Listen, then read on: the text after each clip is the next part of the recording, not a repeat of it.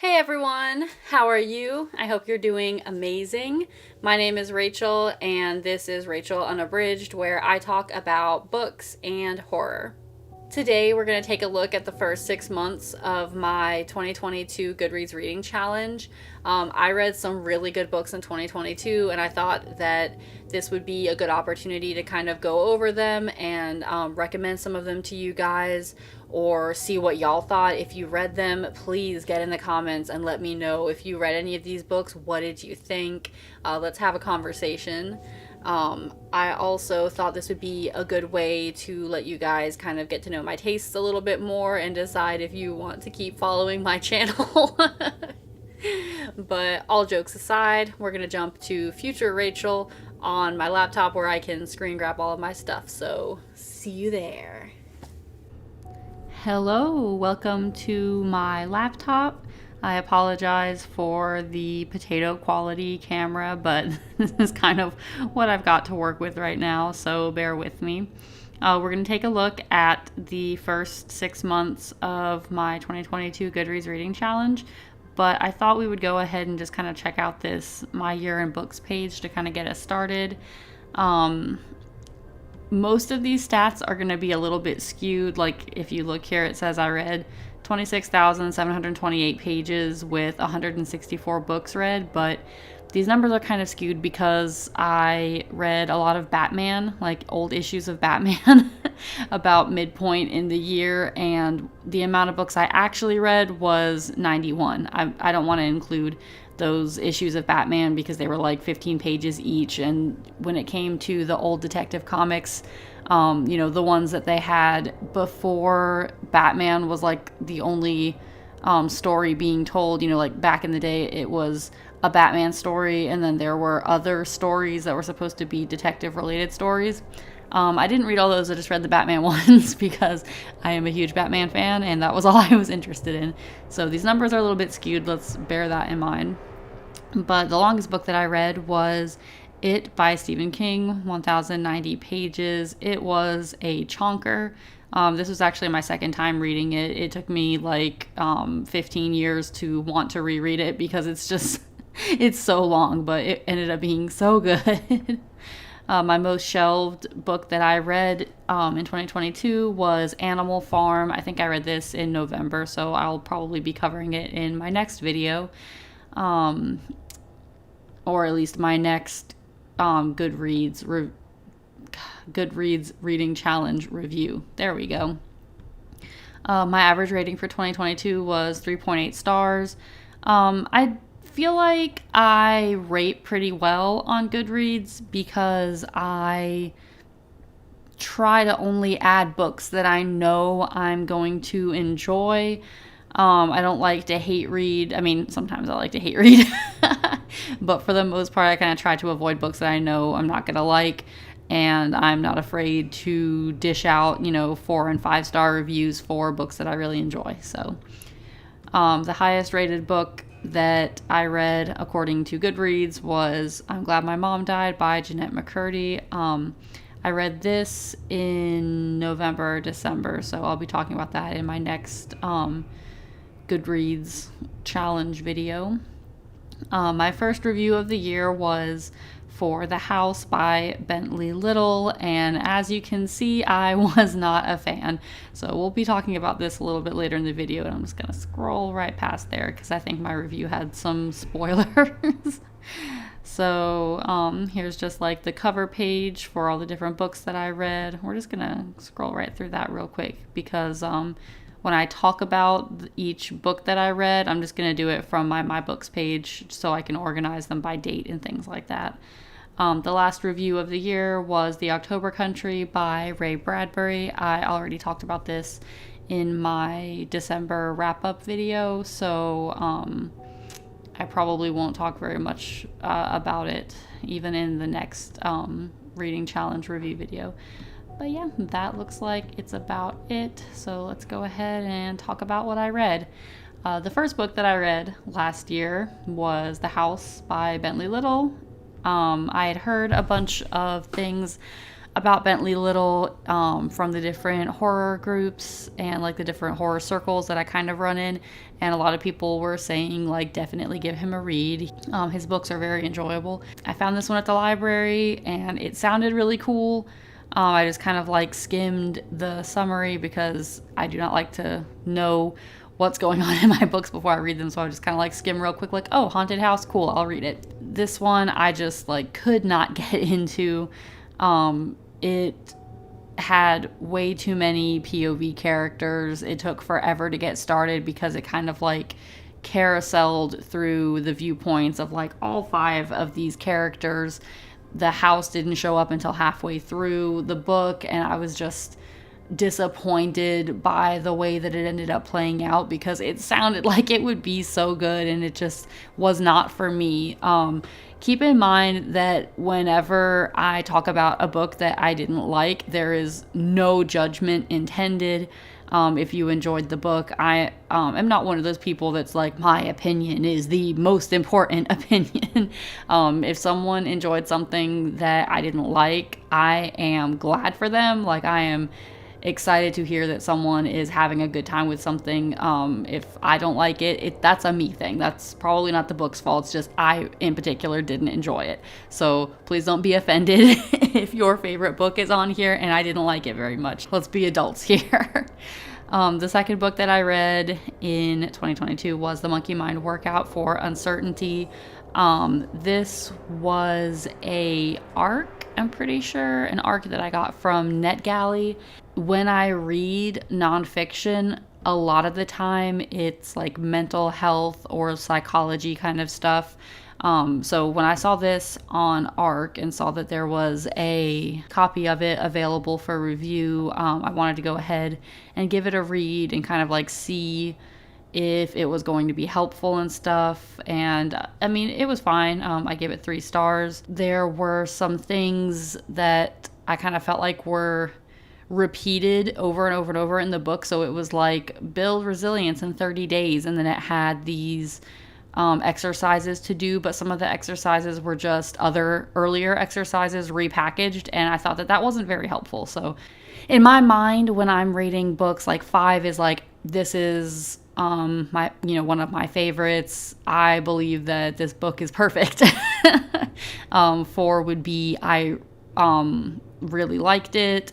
3 is I liked it, 2 is it was okay, and then 1 is like did not like it. Just to kind of give you guys an idea of how my ratings usually work. Another book that I read was Escaping the Body by Chloe and Clark. I gave it 3 stars. This was like a little poetry collection that used sort of horror imagery to talk about various topics like loss, death, relationships. There was a lot of like the female experience. Some were like hit me better than others. It wasn't a bad collection, I would say. I enjoyed it. I also read The Dead Girls Club by Damien Angelica Walters, and this one was only okay for me. It's not like, it is a horror thriller, but I think it's also YA, and I don't normally enjoy YA books. There's like just a few that I can think of that I've really enjoyed in the past. As you can see, I kind of gave this one 2 stars, and honestly, I don't even remember very much about what it's about, so we're just gonna move right on. I also read Sundial by Catriona Ward. This was a 5-star read for me. I love Catriona Ward. Her books are just so amazing. Like, they, are so like twisty. It's hard to like tell what is going to happen. Like, it's hard to predict. And she does like this really good job of writing these like complicated family situations and like familial relationships and stuff, and I really enjoy that about her work. She's just like, honestly, she's just amazing. I think that I have given almost every book of hers like 4 and 5 stars. Nothing has been less than 4 stars so far. So The next book I read after that was The Soul Stealer by Graham Masterton. This is kind of another situation where I was really disappointed about this author because, like Bentley Little, I had heard a lot about him online, people telling me like, oh, he's, one of the greats, you should definitely read his books, he's so good with horror and everything. So I saw an arc of this was available on NetGalley and claimed it. I just was not impressed. Like you can see, I gave it 1 star. There was just a lot going on in this book that I had issue with. I felt like the characters were all like absolute cardboard. They were like the most boring, bland characters. There was a lot of just like stilted dialogue, and I didn't really like how the author kind of seemed to be using violence against women as a plot point in this book. I don't know, just all in all, it left like a bad taste in my mouth, so I only gave it 1 star. I just was not a fan, and it disappointed me so much that I just went ahead and took all of his books off of my TBR. No more Graham Masterton for me, I think. I also read Cultish by Amanda Montell. This was a 3-star read for me. I thought that it was kind of interesting, but I felt like she pushed the envelope a little bit in her definition of cults. Once she kind of started talking about like CrossFit and stuff being a cult, I was like, okay, I think like maybe by the dictionary definition of cult, you could say that, but I just wasn't, I don't know, I just wasn't feeling what she was laying down, I guess. I was hoping there was going to be more like Scientology and then like actual cult situations like, Jamestown, and then the like, what was it? The Comet situation. But there just like wasn't as much of that as I was hoping. I also read The Fervor by Alma, Katsu, and I think I ended up liking it even better than, was it called The Hunger? It might have been called The Hunger. I liked it even better than that one. This one has like some interesting historical stuff in it. It's about some Japanese American people who are put into a camp during World War II. And it just like really was interesting and like horrifying to read about like the real life horror of them being put in these camps and everything just for being Asian American. It was really messed up. And then of course it also has, as Alma Katsu does, has like a sort of supernatural kind of horror that runs alongside the human based horror. And you kind of question who's the real monster here, right? So this was a 4-star read for me. I read 6 Wakes by I'm not 100% on how you say their name, Lafferty. That's how I always say it. I hope that's right. And this one was a murder mystery in space, and I really, really liked it. I really love sci-fi horror, and it's like one of those genres that I feel like is kind of neglected, but I would love to read more of it and like see more new sci-fi horror stories come out. And this made me realize that like murder mystery in space, like, bruh, I need more of these. So I gave it 4 stars. I also read Mexican Gothic by Silvia Garcia Moreno, and this was a 5-star read for me. I loved it. I really loved the main character. She was so like funny and like fiery. I really liked that about her. I liked the way that this book kind of like took all of those gothic horror tropes that we all know and love and kind of like flipped them around a little bit. So she was not just the kind of submissive, quiet kind of heroine that we're used to seeing in gothic horror. She was like very proactive, and she just like did not take shit from anybody. I loved it, so 5 stars. I also read Dark Places by Gillian Flynn. That was another 5-star read for me. This one was about a teenager is accused of killing his family, and then there's some uncertainty about whether or not that actually happened, and you kind of get two storylines happening at the same time.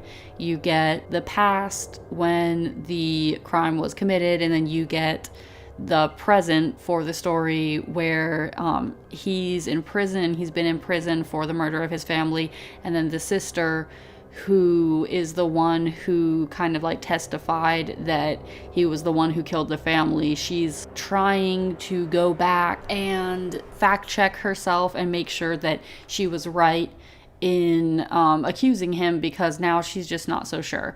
So it was really, really good. I really enjoyed that one. I also read The Gates by John Connolly, and I don't know like what it is, but at the local used bookstore, they keep getting these really fun like UK editions of John Connolly's work, and every time I see one I snatch it up because like look at the cover on this. That's the cover that I have, and in person it is gorgeous.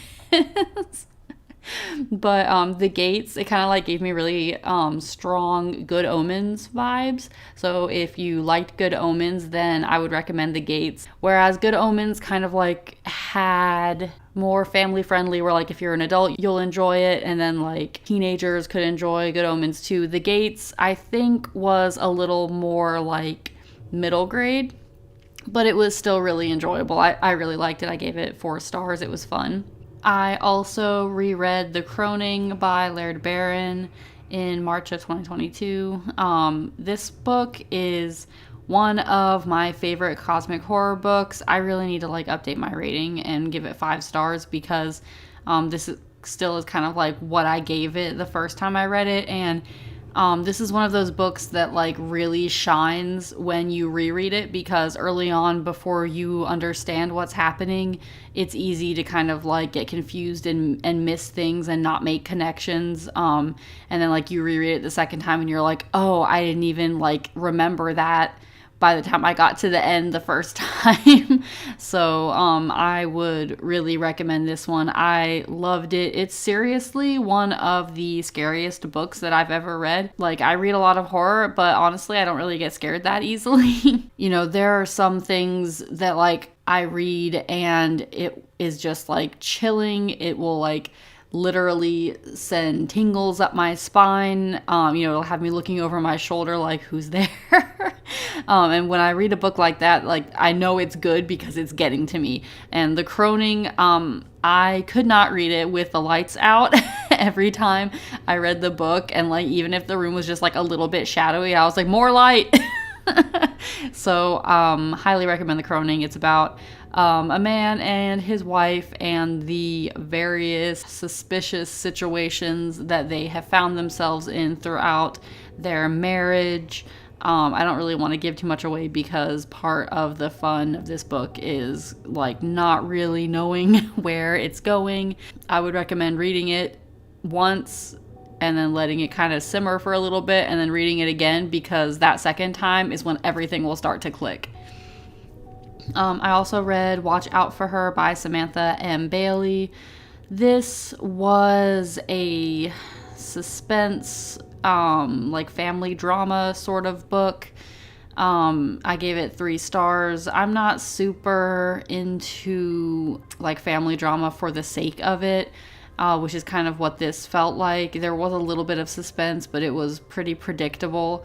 I'm pretty sure I got this as an ARC on NetGalley, and it sounded way more interesting than it ended up playing out. I think that, gosh, I don't even remember really what it was about, but I think it was like this woman is kind of insecure, and she's a little bit of an alcoholic, and she suspects her husband of cheating on her, and there's like 2 timelines at play where like in the present timeline, they've moved to a new home and they're trying to like move on in their life, but weird things keep happening. And then meanwhile, we flash back repeatedly to the past, where we kind of see the situations and circumstances that arose that led them to moving away in the first place. It was only okay for me, like I said, kind of predictable. The next book that I had read was Man, Fuck This House by Brian Asman.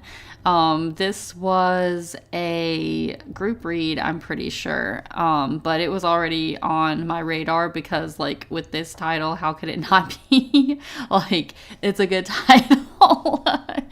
But I gave it 3 stars. I liked it pretty good, but it just kind of got stale the longer that I read it. It's basically just like a humorous haunted house story. The author kind of plays with different haunted house tropes, and it's, it is fun, but like I said, I just kind of got tired of it after a point. Like, even though it's so short, it took a long time for it to really like pick up, I felt like. So 3 stars for that one. And this next one, this was like one of the stars of the year for me. Like, Cold Moon Over Babylon by Michael McDowell. I am already a fan of Michael McDowell because I had read The Elementals not last year now, 2021. And I loved that book. This book was amazing. I gave it 5 stars. While I was reading this book, not only did I get the like tinglies, the spine chilling sort of aspects of it, but I was also audibly like reacting to what I was reading in the story, which is unusual for me. I'm like a pretty quiet and like maybe stone-faced kind of reader, so I could be reading the most fucked up stuff and I'll just be like completely stone-faced, like just another day in the life of Rachel. This book, like, I was gasping and I was like, oh, no, about the events. Basically, I don't want to give too much away because it's a book that is more enjoyable if you don't know what's coming. But basically, it's about this family. Michael McDowell is known for his Southern Gothic horror, so it's like a family that lives in the South. I'm not 100% on what state they live in, but I think it's Alabama. They own a blueberry farm, and like the farm is kind of struggling. They're having a hard time. It's this elderly woman and her 2 grandkids. The parents died when the kids were very young. So they're just kind of trying to make ends meet by themselves. And then the little girl disappears. So that's like the start of the book. That's how everything starts to get rolling. And it goes like to some places like Michael McDowell really like went there. He went there hard. And I really enjoyed it. It was a great read. I would highly recommend it, especially if you enjoy Southern Gothic horror already. This is like a must read. Moving on, I also read Hide by Kiersten White. This was an ARC, I'm pretty sure. I got it from NetGalley, and this was a really enjoyable read. I gave it 4 stars. I thought that it was kind of funny what it was doing. Like, I don't think that it was supposed to be very humorous, but there was just like a few times where I couldn't help but laugh and be like, oh, I see what she's doing. But this story is about a group of kind of down on their luck people, and they are invited to compete in this hide and seek tournament at this dilapidated old amusement park. And then while they're there competing together, things start to get weird. It ended up being really good. I really liked it. This is one of the ones that like I still remember very fondly, so I need to pick up a copy for my bookshelf. It was fun. I also read the short story The White People by Arthur Machen, I think is how you say his name. I'm not 100%. I read it because, as you can see, like a couple books up, I reread The Twisted Ones by T. Kingfisher, and it was inspired by The White People. So I wanted to kind of read the source material first this time, because the last time I read The Twisted Ones, I had never read The White People before. I wanted to read the source material first and then go back and read The Twisted Ones and see if there was like anything that I caught that I missed before. And of course, like, there was. So this was a it gave it 3 stars, but it it's kind of one of those stories that like relies a little bit on the old, tired 1800s kind of trope of, oh, the women and their hysterics, or at least that's the vibe that I got from it. So I thought that it was really cool that T. Kingfisher could take a story like that like to modern sensibilities is just kind of like tired and annoying and turn it into something really fun like the Twisted Ones, but we'll talk about the Twisted Ones when I get up there. I also read Young Goodman Brown by Nathaniel Hawthorne. I don't even really remember what this story was about. This was like, I think it was about the devil. I think it was one of those like a man is walking in the woods and he meets the devil kind of stories. Both of these are short stories, so I don't want to talk like too much about them, but it was fine. It was, a 3-star read, like well written and everything, but a little bit outdated with some of its ideas, but that's kind of like part of the fun of reading a classic, right? Then The Twisted Ones by T. Kingfisher. T. Kingfisher is one of my favorite authors. I will forever read everything that she writes. It's so good. I actually reread The Twisted Ones because, well, this is going to take some explaining. I find books that I really love and enjoy, and I am immediately like, oh, my husband would love this. But he doesn't really read that often. He's kind of more of a video game type. So when I read a really good book, and like one that I want him to also read so that we can discuss it, a lot of the time it'll turn into me reading the book to him. So like before we go to bed or something, I'll read like a chapter or two of whatever book we're working on. And that is how I came to reread The Twisted Ones. It actually was like better on a reread than the first time, which is like always a good thing when like because sometimes I get afraid when I really enjoy a book and then I go back to reread it and I'm like, what if it's not as good as I remember it being? Oh God. So The Twisted Ones was a really good one. Both the first and second time that I read it, I loved it. I honestly should probably update this rating because it's one of my favorites. I will be rereading it again, I'm sure, maybe even this year, even though, as you can see, I just read it March of last year. So I also read The Great God Pan by Arthur Machen. This one was okay. I gave it 3 stars. It was about the great god Pan, if you know anything about mythology. Let's scoot right on by there. The Hollow Places, also by T. Kingfisher. This, again, was another 4-star read. I have to think about like giving it 5 stars because, like I said, I love T. Kingfisher. The Twisted Ones and The Hollow Places are both really good books. This one is based on The Willows by Algernon Blackwood. It's about a woman who has been recently divorced, and she goes to live with her like eccentric uncle who owns and operates this like curiosity shop / museum, and she finds a portal to another world in the curiosity shop. And as I was reading this, I just kept thinking, like, I want this. Like, I want to work at a curiosity shop or, like, a weird museum or something. Like, it just seems, like, so cozy and fun.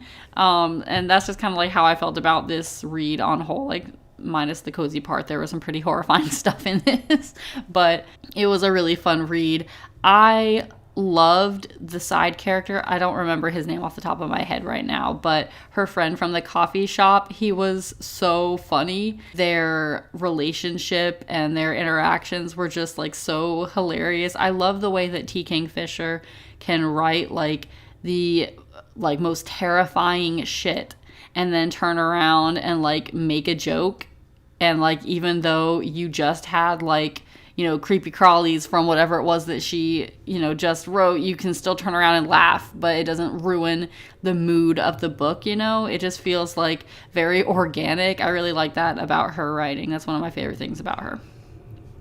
I also reread The Wendigo by Algernon Blackwood. This was a 4-star read for me. I've always been just obsessed with stories about the Wendigo. Ever since I was a kid, I'm sure that most of you have read Scary Stories to Tell in the Dark, like I did growing up.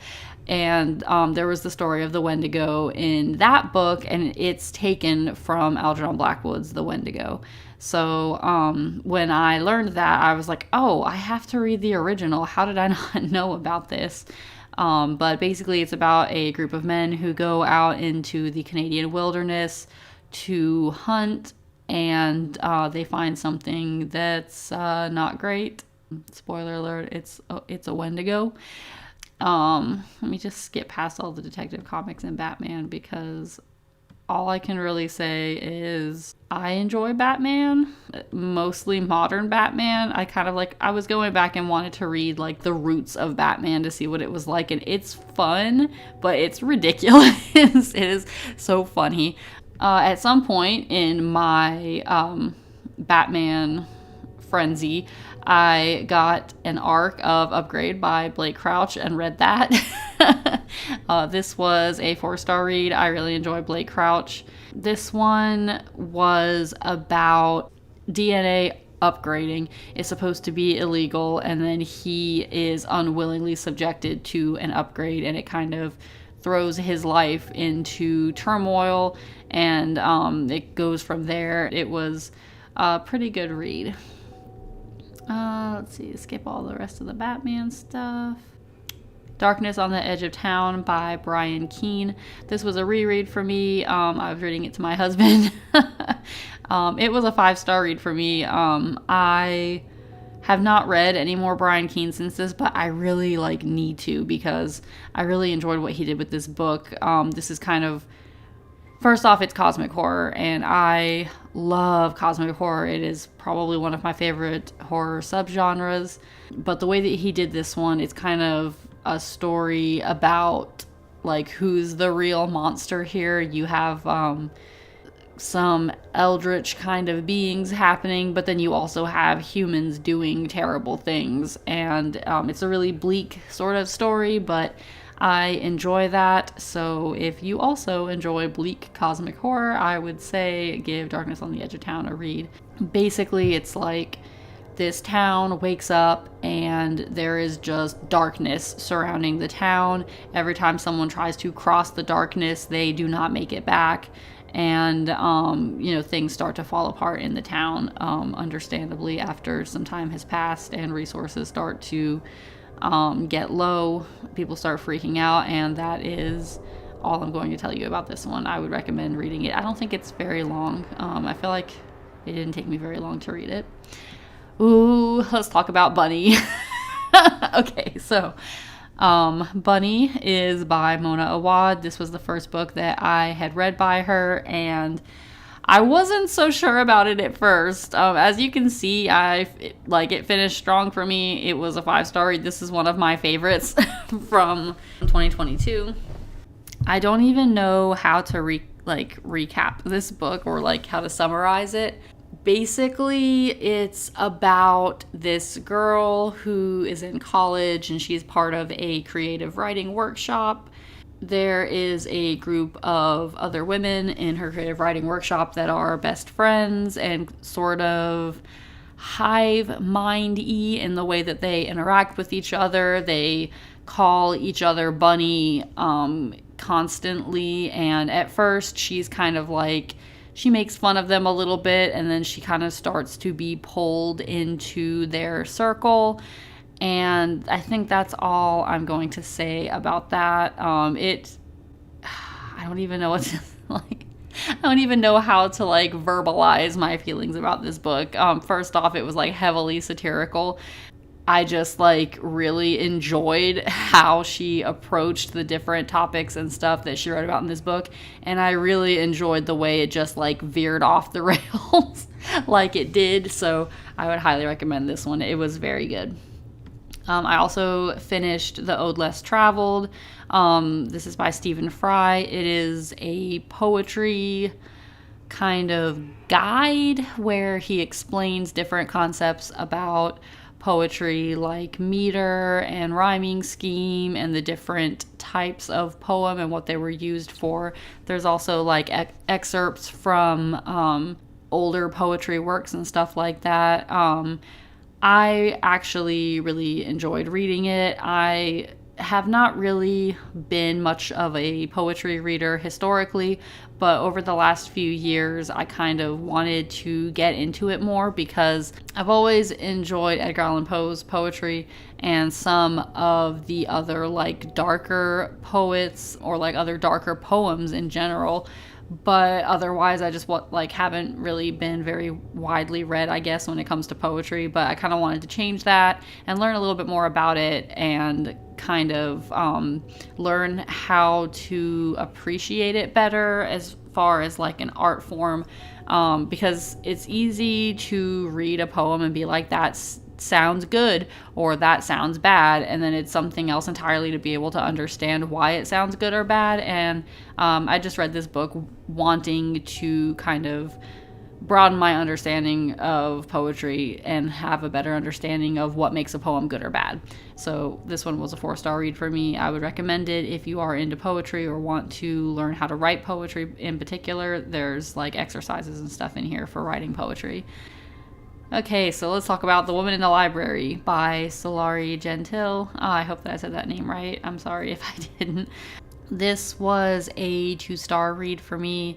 I'm pretty sure that it was an ARC. I got it from NetGalley, and it was marketed as a like mystery, like a murder mystery kind of book, and then it very quickly devolved into romance, and I really just don't have that much of an interest in romance, and there's very few romance plots that I really care about. So I didn't really appreciate what she did with this because there was straight up a line in the book where she's like, people don't actually care about the murder, they just care about the relationships. And I was like, no, you promised me a murder mystery, don't turn it into a romance and like lie to me about it. What are you doing?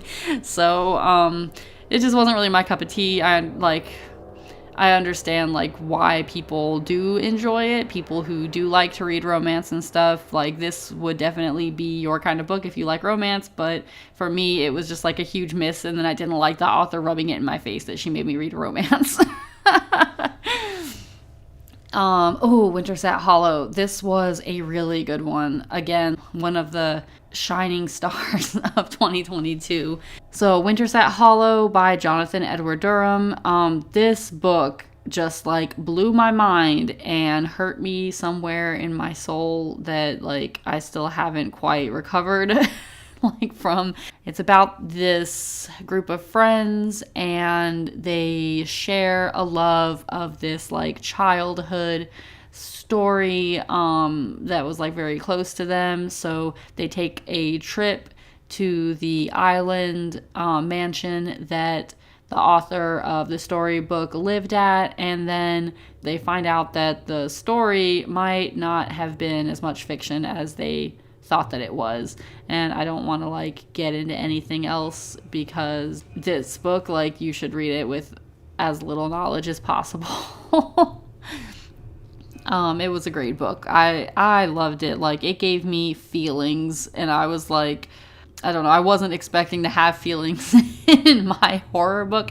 Those are always the best kinds, of course, but like sometimes you just read something and it's just like a gory good time, or like some kind of supernatural nonsense that you're just having fun with. But this like hit me in my soul.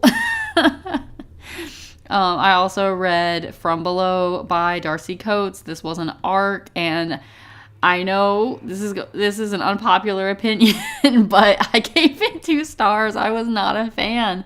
Like, as you can see, the average rating is 4.13, and most people that I see talk about it on BookTube really like it. Like, really, really like it.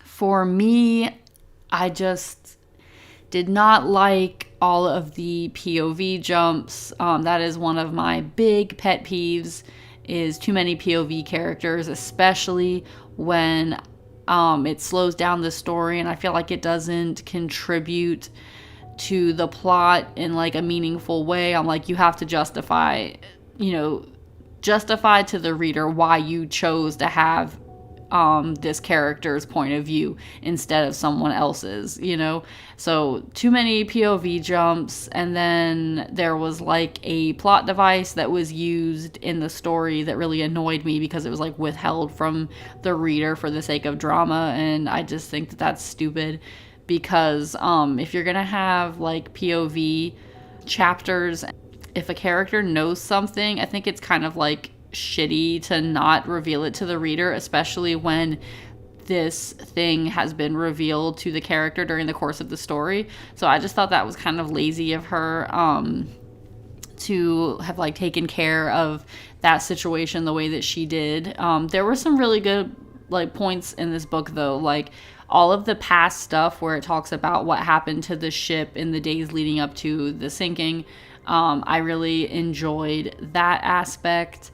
I actually just kind of wish that it had been that through the whole book. It was like very good, very enjoyable. So, unfortunately, this was just kind of a miss for me. And I don't think I said what it was about. This is about a dive team.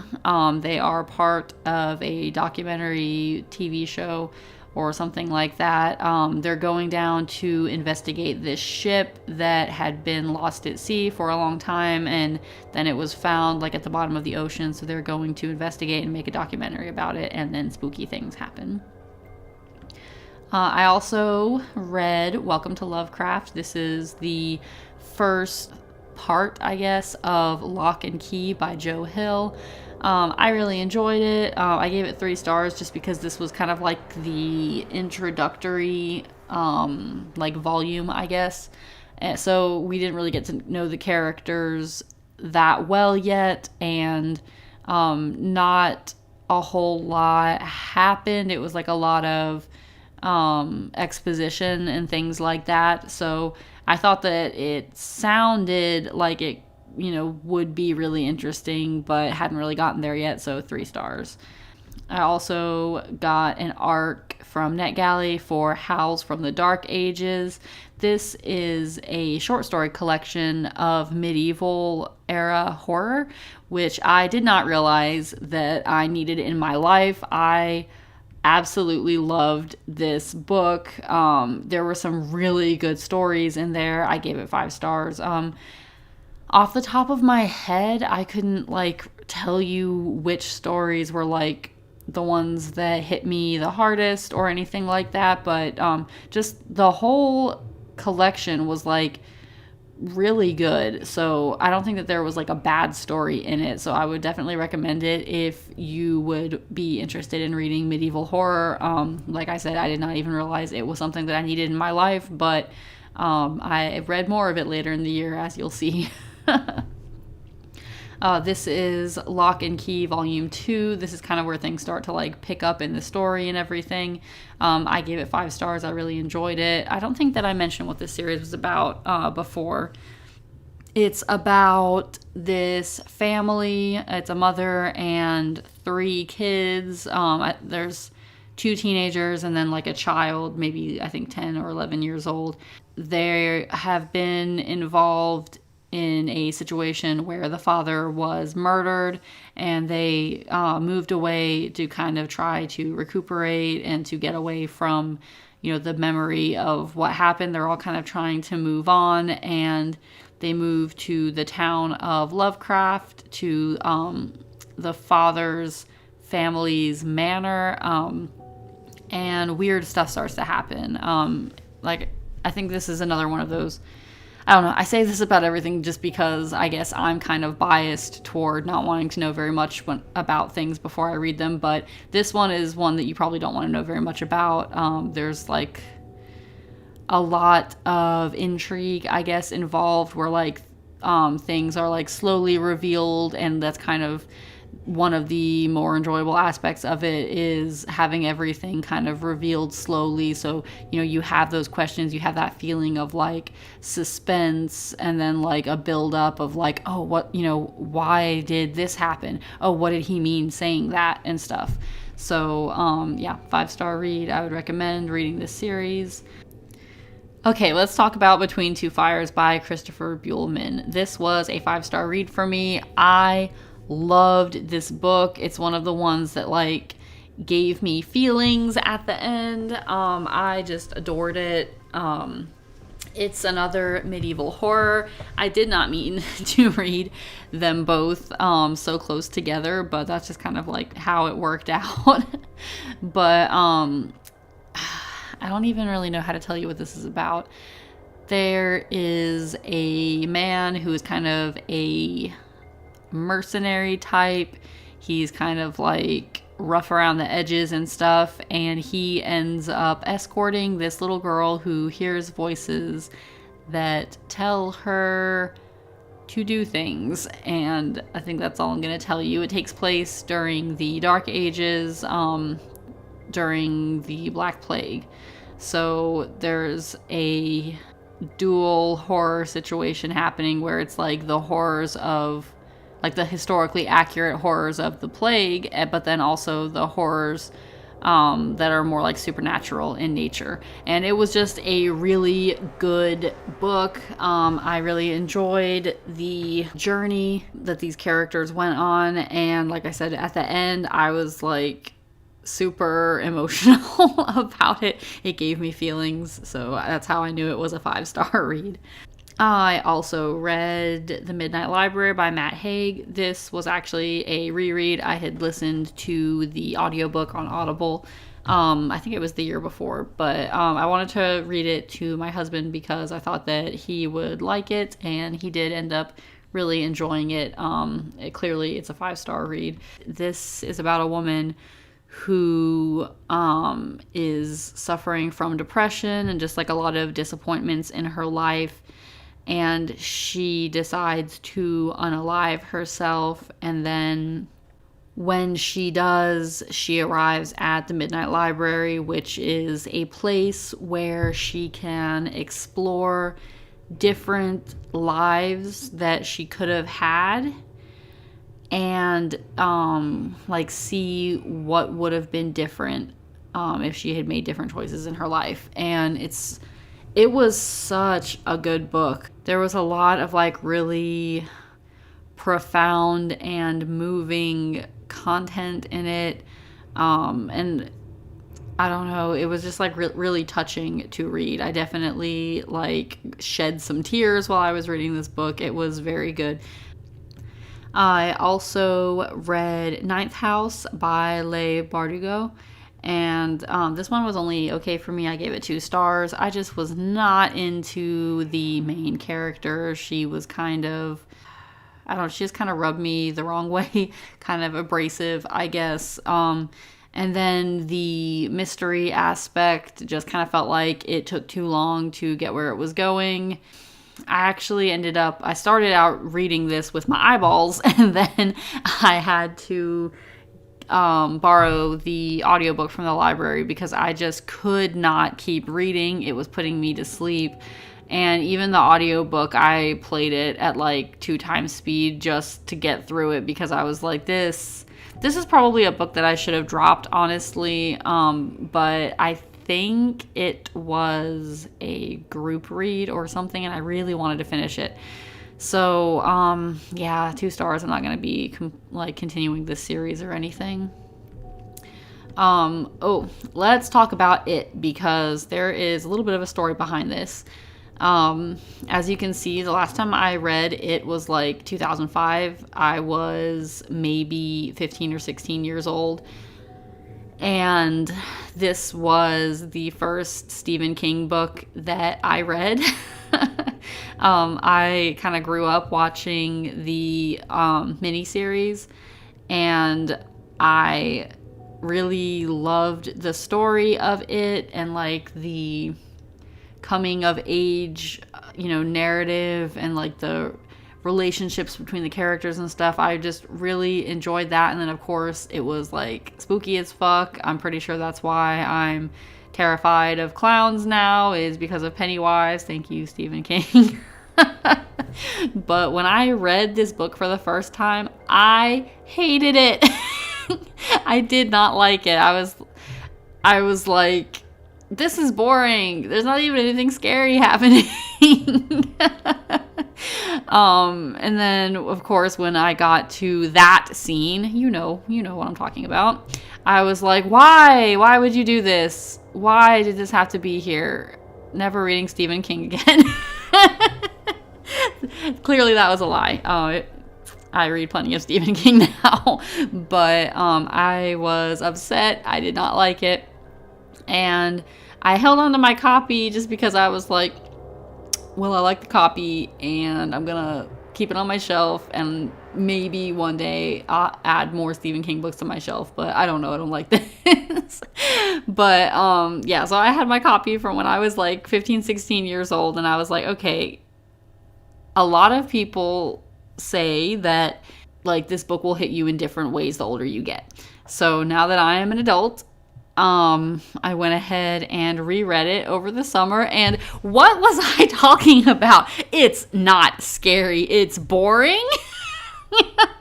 Like 15, 16-year-old Rachel had some trash opinions because yeah, this book was terrifying. There were a lot of just like really scary moments, and I don't even know what I was on about.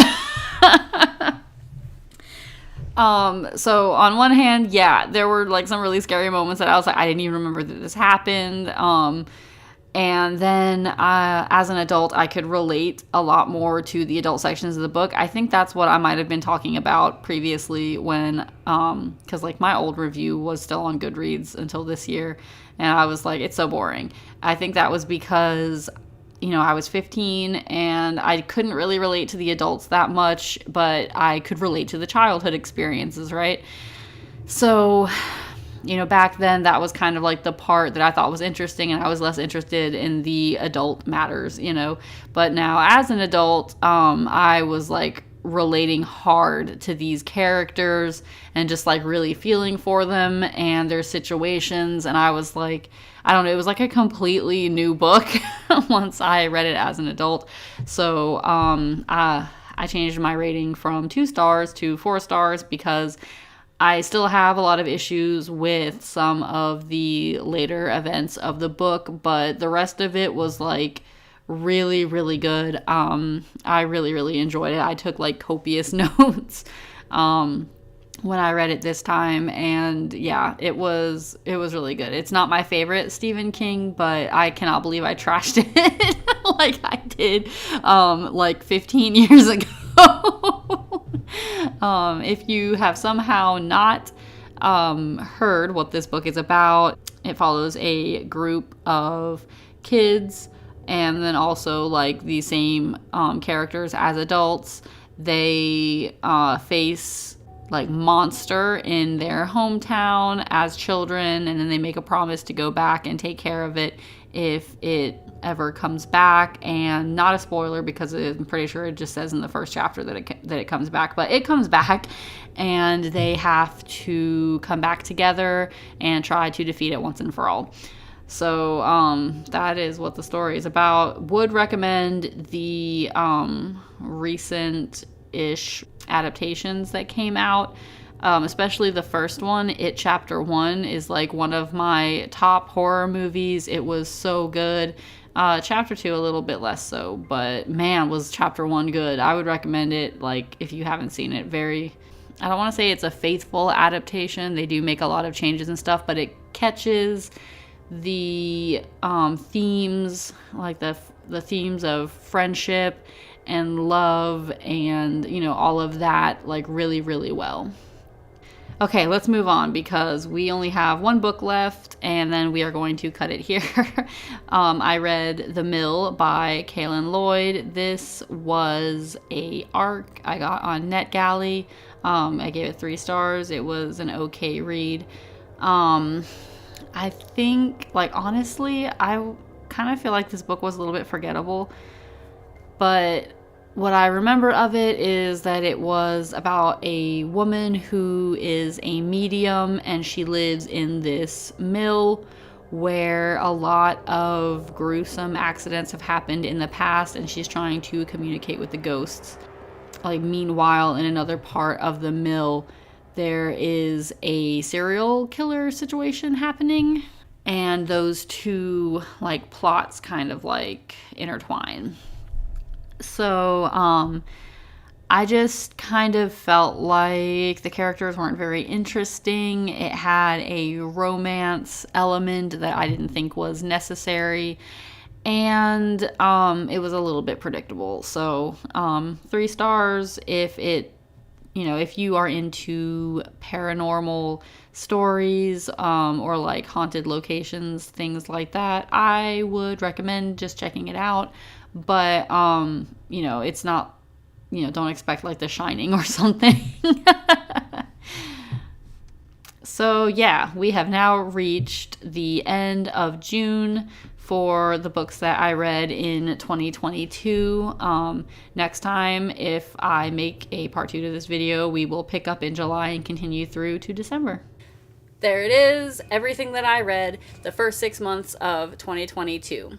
Definitely get in the comments and let me know if you guys read any of these books. Let me know what you thought. Let's have a conversation for sure. If you didn't read any of these, let me know which ones sound interesting to you, which ones you're planning on reading now. I really am excited to hear what you guys think. Additionally, I'm planning on making another video to cover the last 6 months of 2022. So if that sounds interesting and you would like to see it, let me know in the comments. Next week, I'm planning on releasing my TBR for February. So if you're interested to see what I'm going to read in February, definitely come back next week and give me a visit. Thank you so much for watching today, guys. Bye.